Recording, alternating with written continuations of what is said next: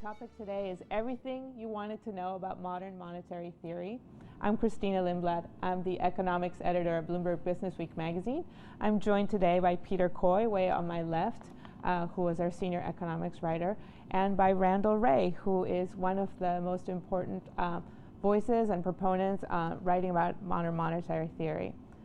So at a time when Republicans and Democrats seem to have lost interest in deficit control, MMT proponents kick it up a notch by saying that the U.S., in particular, countries that issue their own currency have a much greater capacity to spend because they can also issue debt in their own currency. This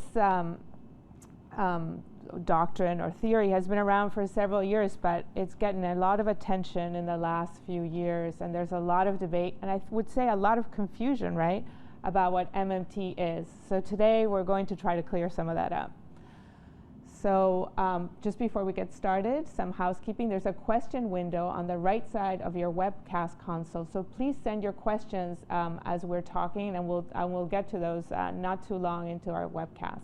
So let's get started. Thanks for joining us. Thanks for inviting me. So I think the first thing I'd like you to do is just give a brief description of what MMT is all about. Okay, well, first let me say that what we argue is that a sovereign government that issues its own currency is actually nothing like a household or a firm, even though we hear this analogy all the time. If a government issues its own currency and imposes tax liabilities or other kinds of liabilities in that currency, and spends only in its own currency and issues debt only in its own currency, then it basically can never run out of money. That is the basic of the argument. So what do you mean by never run out of its own money? Spell that out a little bit. It's always able to make all payments as they come due. So any payment that it has promised to make, whether it's your Social Security retirement pay, or it is interest payments on government debt denominated in its own currency, it can always make those payments. By doing what? Well, the way it used to work is that the government actually would print up the currency or stamp the coins and make the payments. Today it's all handled electronically, and so I don't know if we want to get into nitty-gritty details, but the way that the U.S. Treasury spends is by having the Fed credit the reserves of a bank, and that bank credits the deposit of the recipient of the government spending. That's how all government spending occurs today. Okay. So the one question that everybody asks about MMT is, well, does that mean there's no limit at all to how much the government can spend? What's the answer to that one? Well, the limit would be the resources available for the government to hire or purchase. And how is that limited? Well, we do have a limited number. It's a very large number. A limited number of workers available.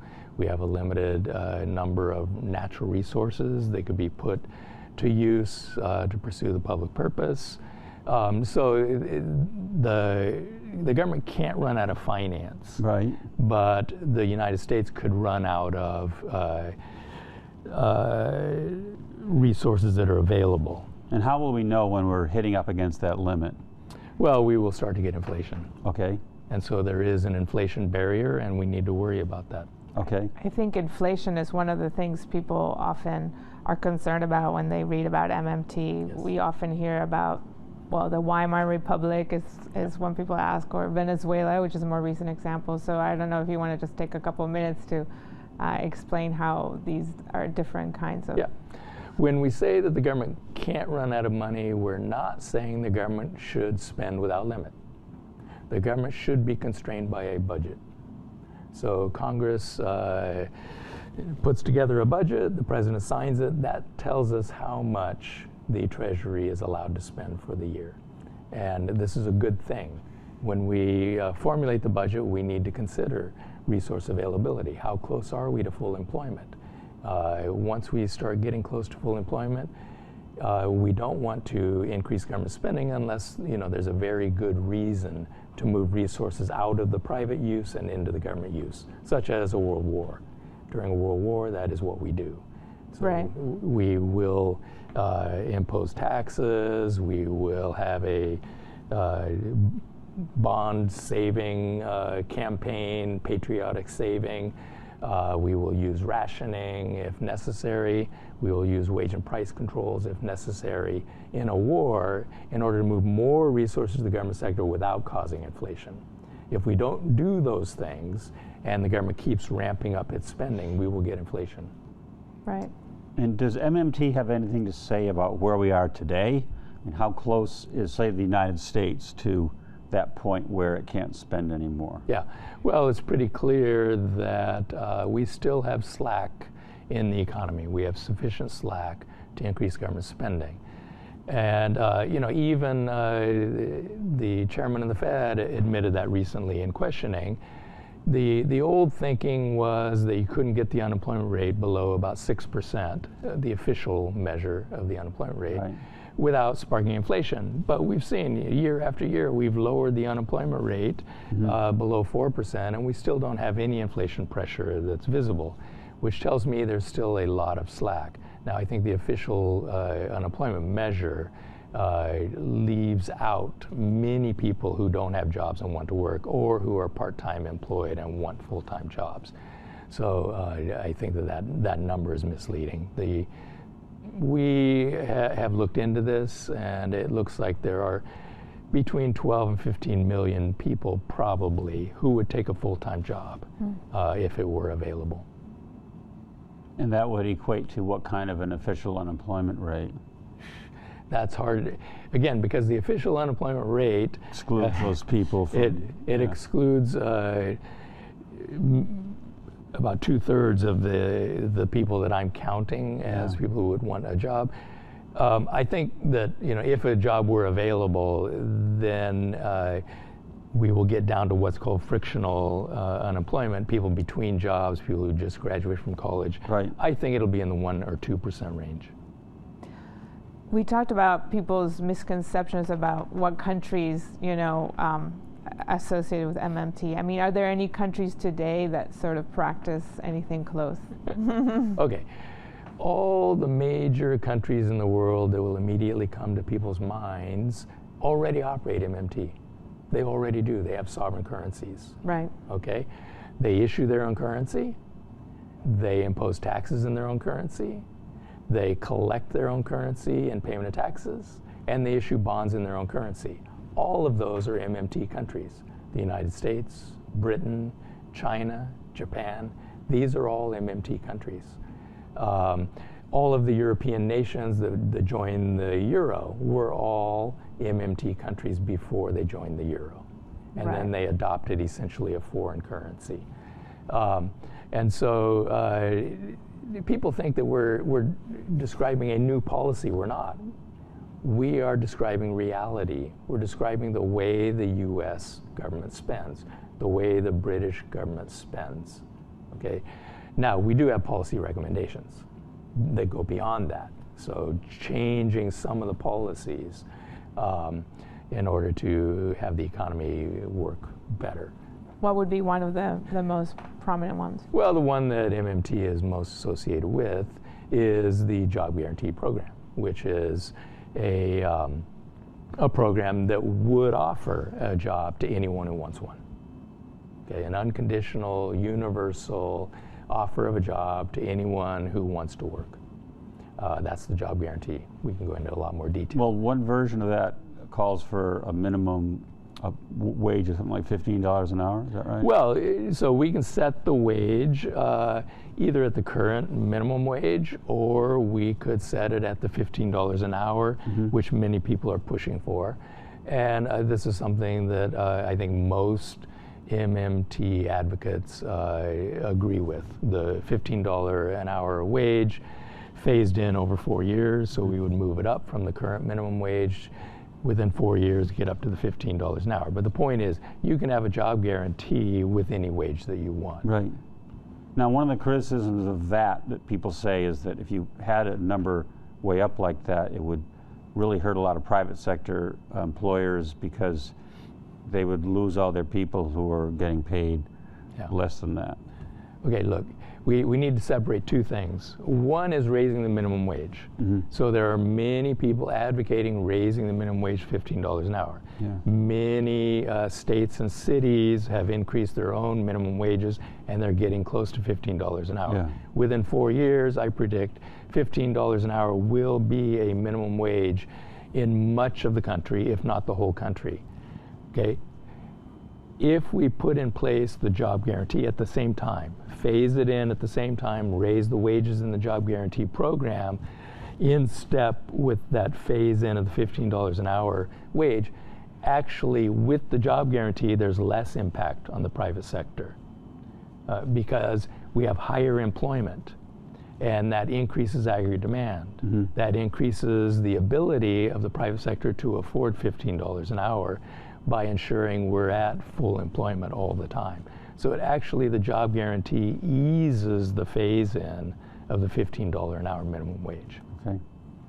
I wonder if you would talk a bit about how MMT evolved as a theory in academic circles, and also had outside people who were interested also in funding research and also in developing the theory. Yeah. Because it seems to a lot of us like it just dropped out of nowhere. Came out of, Yeah. Well, it started about 25 years ago. And there was one of these very early internet discussion groups. I don't even remember what they were called back then. The post-Keynesian thought discussion group. And Bill Mitchell and I were on that, along with a lot of other heterodox economists. Say who Bill Mitchell is. Okay, Bill Mitchell is one of the developers of MMT in Australia. And he has a very well-known blog called Billy Blog. He writes every day, MMT, thousands of words. So anyway, we were on this discussion group, and we were discussing the kinds of things post-Keynesians and other heterodox economists discuss. And this guy named Warren Mosler came on. And apparently he was sent there by Art Laffer, who said, I think your ideas sound a lot like post-Keynesian. And so Warren came on, and there were lots of similarities, but also he had some uniquely different ways of viewing some things. And he would post them, and I think Bill and I and a couple other people said, yeah, he's using different words, but we see what he's saying, and he's right. Many other people said, this guy is crazy.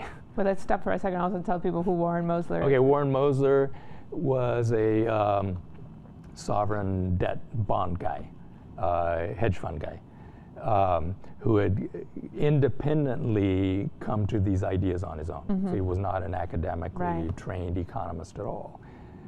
So we sort of took our discussion off the side, and we discussed with Warren, and we started getting together. We would meet just about every year in Australia or in America, and work on advancing the theory, and we would go to conferences, we would do all the things academic economists do. And every year we would meet with Warren, and he'd say, okay, how many people get it now? You know, and we say, well, we think we're up to 5. And a year later, well, a couple years later, we're up to 10. And it was very tough going. 10 years ago, no, sorry, 12 years ago, at a meeting at Warren's house, Bill and I, he was encouraging Bill and I to write a textbook, and we finally agreed to do it. 12 years ago, we started writing the textbook, okay, and it just came out. Is that that's what's over there? I wasn't trying to. Long gestation period. This is the textbook, came out this year. And so anyway, that was, you know, a way to try to advance it in the economic curriculum. We did journal articles and lots of other stuff, and it's been a very long road. And do you think that reflects partly how fast change comes about in the field of economics, that it's hard for people to give up their old? Yeah, you know, Warren wasn't an academic economist, and he thought that, you know, we'd hold a conference, we'd explain it clearly, and everyone would get it and go home, and they'd all adopt it. We didn't call it MMT back then, but, you know, what we now call MMT. It wasn't that way at all. And I was always skeptical because I know academic economists have spent years and years of study in a PhD program, years devoted to writing their dissertation. They don't easily change their minds. And so I knew it was going to be a long road, but it was much more difficult than I thought. Than you expected. And it's still difficult with academic economists. What happened to get the ideas out was the development of blogs. So Bill developed a blog, and then Stephanie Kelton, who was my colleague at University of Missouri, Kansas City, started a blog, and this is how the ideas got out. It wasn't through academics, it wasn't through the conferences. Those are almost a complete bust. It was the blogs. Well, in a way, your textbook could not have come out at a better time. So it's probably good that it didn't come out 10 years ago, maybe. Because my next question is, what do you think it is about this moment that now people, it's amazing to go from, like you say, having this sort of kind of pushback, even for in your own profession, to people saying MMT like it's, it's already an acronym, Yeah.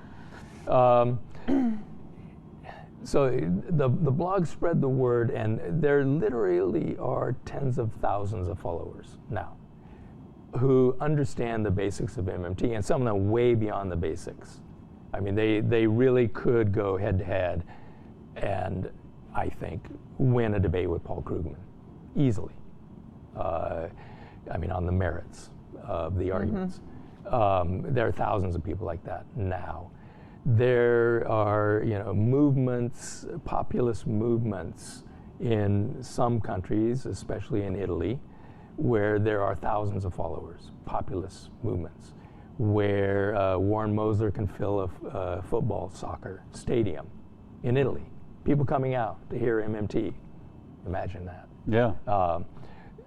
But what happened in America really was Bernie Sanders and AOC.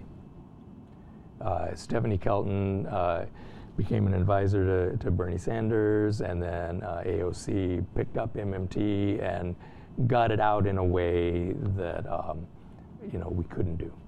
And I think just to help people understand, it's not so much that they've been talking about the particulars of the theory, right? But it's also because they've linked it as a way of financing particular platforms that are become important to certain groups of the population. And I think the Green New Deal is probably one of the most well-known. Yes, so it's saying, we're not going to play that pay-for game anymore. Yes, but I know you've said it already, but talk again about what that means. The pay-for theory is and why you don't buy into it. Okay, well, the way most people think is that the federal government needs to get the tax revenue before it can spend. Okay. And what we argue is that, that's never been true. All the way back to colonial America, the government spends first and then collects back its currency in tax payment. So you spend, then collect back the tax revenue. You don't really spend tax revenue. Today, since tax revenue just reverses the process that I talked about before, the Fed debits your bank's reserves and your bank debits your demand deposit whenever you pay taxes. Really what happens is it's a destruction of money. It destroys your demand deposit by crossing it off the spreadsheet. That is how taxes are paid. There's nothing there for the government to spend. The government spends by crediting accounts. So it's entries on balance sheets. So just as a matter of fact, governments don't spend tax revenue. Back when they used to issue paper money, governments actually burned the tax revenue. Every dollar that they received, they would burn. Okay, redemption of the currency, that's what it was called. So governments don't really spend tax revenue anyway. The purpose of the taxes is to create a demand for the money, and the purpose of removing that money from the economy is to prevent inflation. And so let's say we have a Green New Deal, and let's say that it costs, the government is going to spend an amount equal to 5% of GDP. That's we have a paper at the Levy Institute that goes through an estimate of what we think it will take to implement a Green New Deal. It's about 5% of GDP. So we're going to ramp up government spending by an amount equal to about 5% of GDP. We don't need the tax to pay for that. Might we need to add a tax to prevent that spending from becoming inflationary? That is possible, okay? So I think we need to continue to work on this. I think with the slack we have today, it's not necessary. I think that even people who are sympathetic to the MMT would still say, again, with unemployment as low as it is now, and you say can go lower, but it's low by historical standards, and capacity utilization pretty high. To add a lot of spending on new forms of energy and add a lot of jobs through a jobs guarantee would push the economy beyond its limit. All the slack would be used up and we would be into an inflationary environment. Yeah. Well, I mean, that's an empirical question, right? So first, as we start to implement the Green New Deal programs, we need to look at what kinds of resources will they demand. Right. Okay? And we will be releasing some resources. Let's say that we do move away from petroleum and towards solar. We're going to release some resources and we're going to employ some resources. And so we need to look at resources that will be released and where can we put those in the Green New Deal program, and do as careful a calculation as we possibly can. And then if we decide that actually we are going to put too much pressure on resources, we're going to have to figure out how do we release more resources. And taxes are one way to do it. We could go back to the World War II experience and what we learned from that. Now, think about it this way. World War II was a challenge to the U.S. economy. In some ways, Green New Deal is a similar challenge. In some ways, it's even a more important challenge than World War II was, because possibly human survival depends on it. During World War II, we moved 50% of GDP to the war effort. 50%. Okay, and I'm saying that by our calculations, we're talking about 5% for the Green New Deal. We handled 50% last time. The budget deficit reached 25% of GDP. Okay, we've been running budget deficits of 5%. In the depths of the global financial crisis, we reached 10%. World War II reached 25% budget deficit. We managed to keep inflation low during World War II. It was the first major war we had without high inflation, okay, because we had a plan, okay?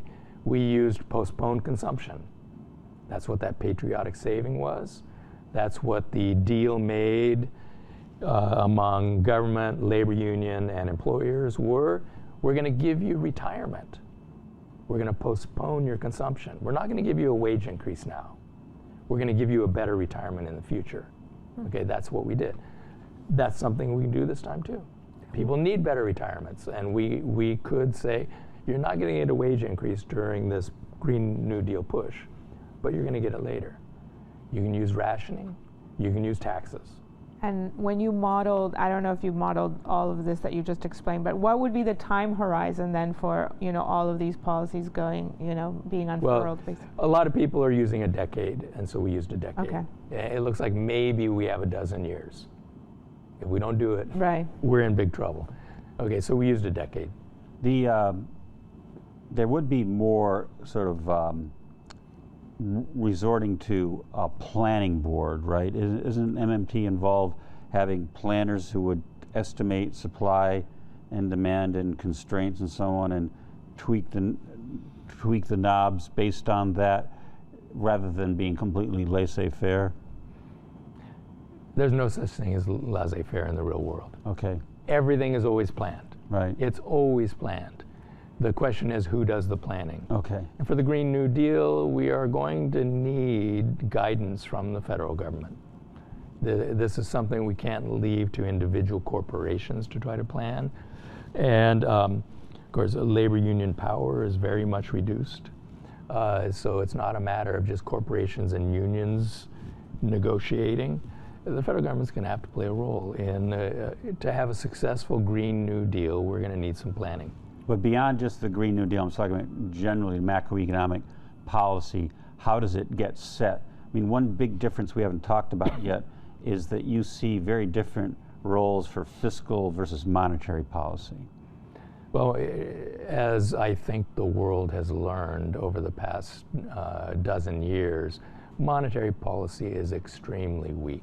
And by the way, monetary policy, of course, is setting interest rates. Yeah, I mean, there are other things we could include in monetary policy, regulation and so on, Yeah. that also has not been done very well Yeah. in the lead up to the global financial crisis and then afterward. So But your yeah, theory is let's. cutting rates doesn't really get an economy going. I would say it goes beyond my theory. It's a fact. Okay. This is just a bold fact that everyone now recognizes. You know, you can lower interest rates to zero. What is it? There's 12 trillion of government bonds with negative rates right now in the world. Read Business Week And you this week. still can't get inflation. Yeah. Come on. Lowering rates doesn't do it. And why not, by the way, according to MMT?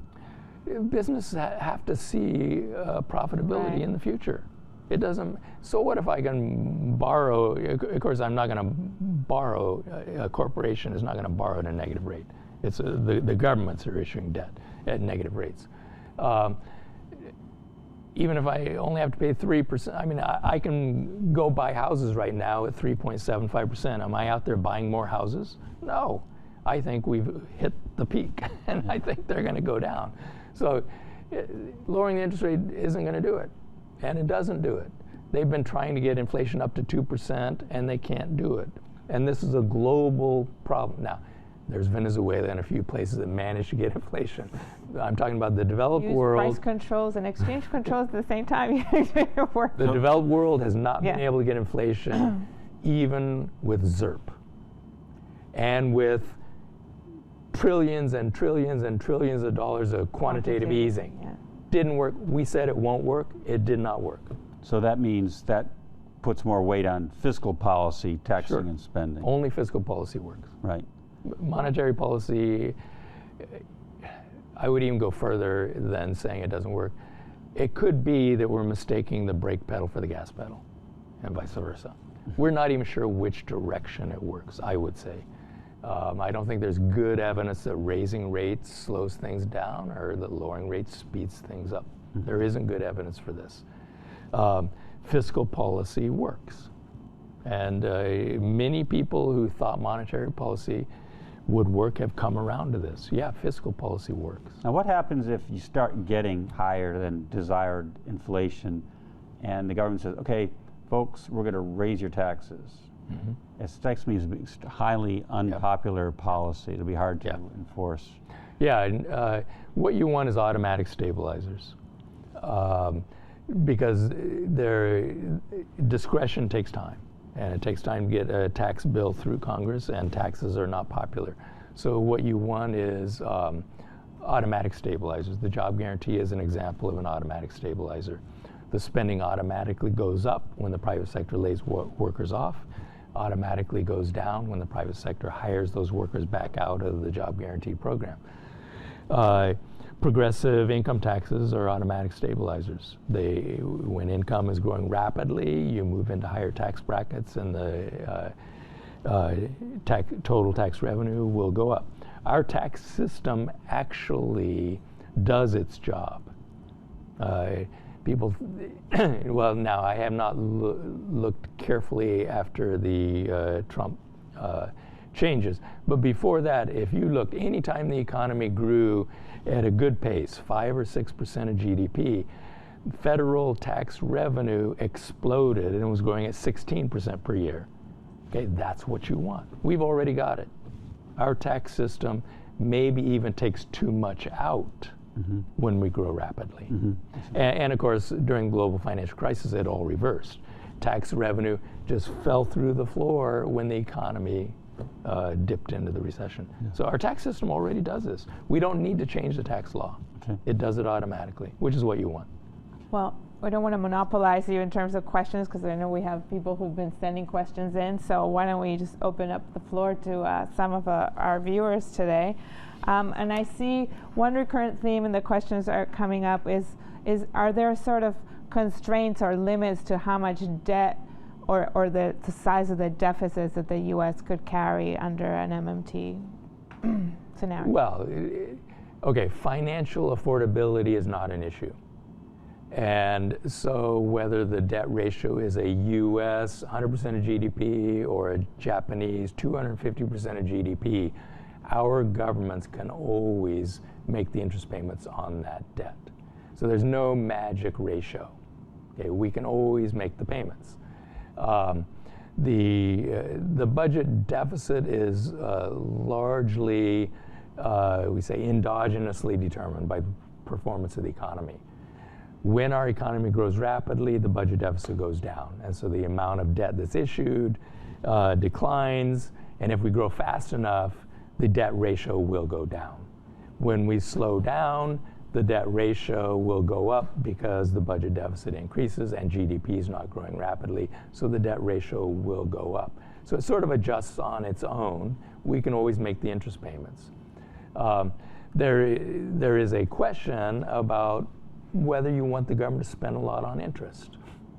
Right now, when we're at very, very low interest rates, government spending on interest is not very big. If we had a Japanese like 250% debt ratio, and if we got interest rates up to 8%, government spending on interest would be huge. And in a lot of ways, government spending on interest is very inefficient. It's also regressive, isn't it? It can be regressive. A lot of it can go abroad, so you're not stimulating your own economy. So it's a very inefficient kind of government spending. And so I and many other MMT people do personally think that we don't want to spend a lot on interest. How do you avoid that? Well, the interest rate is always within the discretion of a policy. So you during World War II, we kept the short-term rate at 3/8 of 1% all through the war. We got the debt ratio up to 100% of GDP with the deficits of 25% of GDP.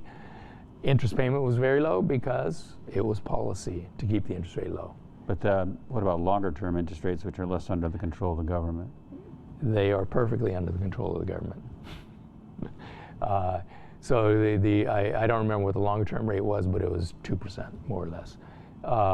You can keep the long-term rate at 2%. So the central bank can maintain the interest rate anywhere it wants, and the central bank is a creature of Congress. Okay. Another question that we've received several ones is, does MMT depend on the dollar being sort of the foremost reserve currency? Well, obviously not. Australia has the dollar. Australia is a sovereign currency country. A dollar. I know, Their a own dollar. The Australian dollar is not the main international reserve currency. It is an international reserve currency, but Australia is a small, very open economy, and all of the principles of MMT apply to Australia. Okay. So the answer is clearly no. Okay. You don't have to have the US dollar. You can have the Australian dollar. You can have the British pound. You can have the Japanese yen. You can have the Chinese RMB. But you suggested that Europe is in a different... Well, because Italy was fine before they joined the euro. Right. Italy had the lira. MMT principles applied to Italy. Italy had budget deficits of 100% of GDP. They had massive interest payments because their central bank was keeping the interest rate at 10%. The government still made all the payments as they came due. Everyone thought they were going to default. Warren Mosler actually went over to Italy and told them, "You're not going to default. You have a sovereign currency." And the finance minister says, oh yeah, you're right. They didn't default, everything was fine. Now they've joined the euro, and now things are very different for them. Now everything depends on the ECB. And there's still worries about default. Well, there are. Yeah, more, yeah. There are, because it will depend on the ECB. Right. I was going to ask you a question about the constraints again. One of the concerns is that overspending might cause a crisis of confidence. Is that something to be concerned about? Well, concerned, I guess. I mean, it's something to consider. We are so far away from that point. So I know people say, well, we could become Venezuela. Think about that. Really? Is that a serious worry that we're going to become Venezuela? Well, Venezuela did not meet the conditions that I laid out at the very beginning. Yes, they had their own currency, but they're pegging to the dollar. They had lots of dollar-denominated debt. They basically produce one thing that they sell, and they sell it for dollars, and it seemed safe. Okay, we got oil revenue, comes in dollars, so we can issue dollar debt. Hey, what happens if the price of oil collapses? You're in big trouble. Yeah. Okay, we're not in that situation. And none of the other big developed countries are in that situation. And developing countries face lots of problems that we don't face. Sure. We are not in danger of becoming one of those countries. It's just not a real. Coming back to what Cristina said in her intro, that in the U.S. it seems like both the Democrats and the Republicans are becoming more deficit friendly. We just had a budget deal announced between Chuck Schumer, Nancy Pelosi, and Donald Trump that lifts the debt ceiling and raises spending caps and relaxes a lot of the constraints that were put on back in 2011. Is that good news to you? Well, sure. The debt limit is a pretty crazy restriction on the government. It's been in place since 1913. For most of the history since then, it has never been an issue. Congress would just raise the debt limit when they needed to raise it. And occasionally in the distant past, it would become a political issue. And now it's been an almost continual political issue, depending on which party is in power. When the Democrats are in power, the Republicans try to use it. Look, Congress already approved a budget. The president signed it. You need to raise the debt limit in order to spend according to what you already budgeted. So it's kind of crazy to try to go back and say, well, we approved that budget, but now we've changed our mind because of the debt. Yeah. When the debt grows simply because of the operating procedures we've adopted that allow the Treasury to spend. Okay, we could change those operating procedures and stop issuing debt. It's perfectly possible. We can just leave the reserves in the banking system. It's sort of a permanent quantitative easing. That's an alternative to issuing bonds into the markets. The markets won't like that. Markets like government debt, So Congress would have to deal with the market reaction. Hey, why are you taking away our government bonds? We love government bonds, but we've got this crazy debt limit that prevents the Treasury from issuing the bonds the markets want and that are necessary to allow the Treasury to spend according to the budget Congress already approved. So it's a crazy limit. I don't think no country I know of has this except the United States. You can sort of understand why they did it back in 1913, but it's a very bad idea now. Do you have more questions? Well, I mean, it makes me think, though, even though you say they don't have a constraint, I mean, I think what, to my mind, when I grew up in Argentina, what would be more palatable about, trying out MMT in a country like the U.S. is that there are checks and balances in the system, So I think that it sounds like it's just not really a great option for developing countries for various reasons, not just governance, but also because sometimes they may, they may be overly dependent on single streams of revenue that are denominated in another currency, or that they're semi-pegged. Or they owe money in other currencies. Yeah, that's right. Well, first, owing money in other currencies is probably almost always a bad idea. Governments should not do that. Governments should not issue debt in foreign currencies. I think that the citizens should impose that on their government, say, we don't want you to do that. Because there's no generally accepted international bankruptcy procedures for governments. Right.